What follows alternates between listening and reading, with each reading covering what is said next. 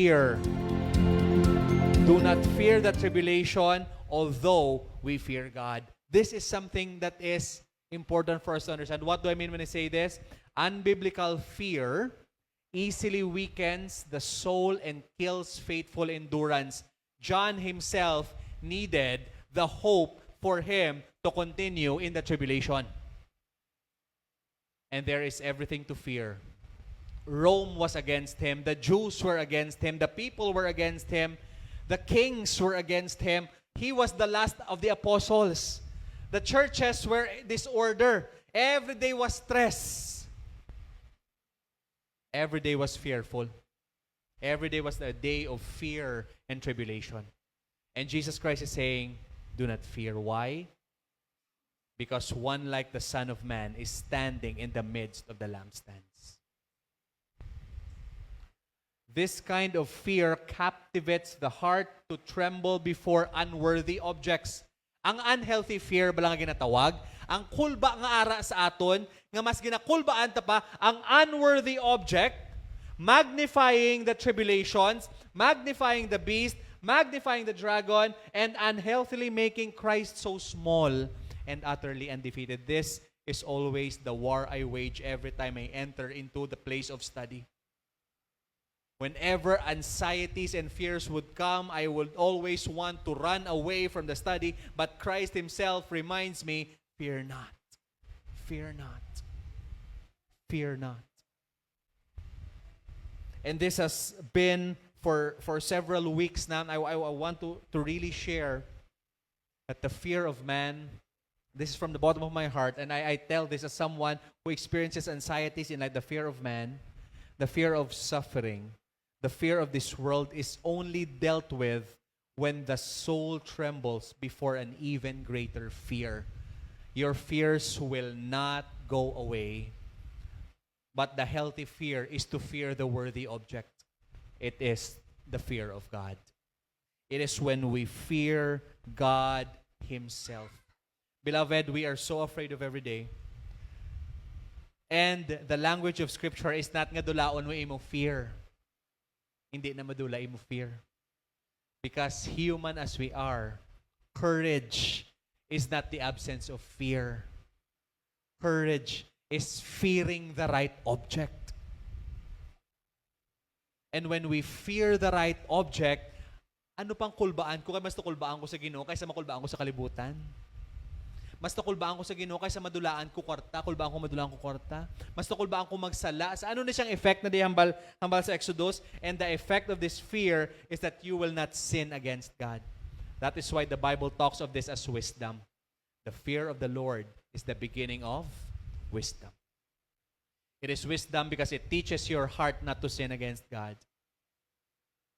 Sometimes our fears in life, ang atong mga fears adlaw, ang mga sin nga ginahimo naton, ang mga kabulastugan nga ginahimo naton, ang mga insecurities, ang mga emotional nga mga outbursts naton nga unhealthy sa atong kabuhi is caused because we fear man more than we fear God. Is caused because we fear this world more than we fear the Lord. And scriptures is weird. It is so weird because it teaches our hearts to be strengthened through fear. It teaches us, who among you here are fearful? I am fearful, I'll tell you.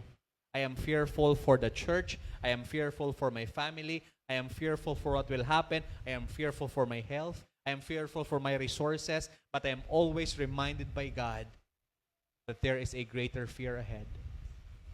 The fear of God. I hope this comes across you, beloved Ecclesia.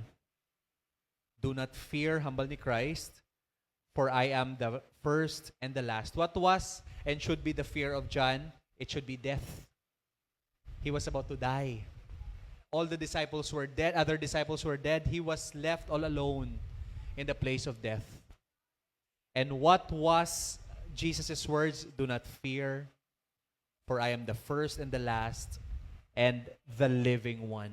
And I was dead, and behold, I am alive forever and ever, and I have the keys of death and Hades. What do we mean when we say I have the keys of death and Hades? If you die, you die. If you don't die, you will not die. Why? Because I have the keys of death and Hades. And surprisingly, this is the very hope we have. The resurrection of Christ. And in the resurrection of Christ, we have hope that we will not fear death itself because we know that the one who sovereignly holds the keys to death and Hades is Christ Himself, and He is with us.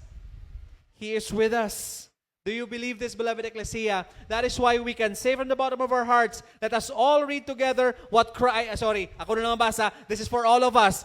Christ is saying here, trust me. Trust me, beloved, I am with you in the midst of it all. You can rest here. I am qualified to hush your fears because I am the living one. Nga ba ko qualified? Because one time, isugid blas ako nga amay. May mga tuko da, may mga laban-laban, dirang ang mga tanga. Gambay ko na sa mga tuko, hindi ka makulbaan. Don't you be scared. Pero, one time, may ido nga naglabay. May naglabay ganyan nga ido. Paglabay sang ido, ano hamba ko kay Zoe? Zoe, don't be scared, don't be scared, don't be scared. Ano sabat ni Zoe? Papa, ido, ikaw man ang na-scared sa ido. Okay? Hindi ka man nakulbaan sa ido. Take note of this. I am not qualified to tell Zoe to not be afraid of dogs. But Christ is qualified to tell us to fear not. Because right in front of the last enemy called death, He has conquered it. He is qualified because He is the living one. Ano hambal niya? I have conquered death in Hades. Who is the one talking here? The Pantocrator. Christ Himself. So my heart's desire, beloved Ecclesia, that as we are going through life's tribulations because of suffering for the gospel, because of suffering for the sake of the gospel and everything that is connected to it, may we with our hearts and heads and eyes really focus on Christ who said, I have conquered all these things. Fear not. Fear not. We tremble for the right reasons.